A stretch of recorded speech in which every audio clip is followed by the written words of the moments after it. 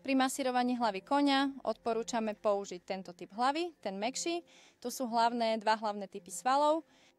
Tu žuvací sval. Môžete ho masírovať asi 30 sekúnd alebo tak dlho, ako by si váš kôň prial a mali by ste sa vyhnúť týmto kostnatým oblastiam. Môžete tiež masírovať spánkový sval vyššie.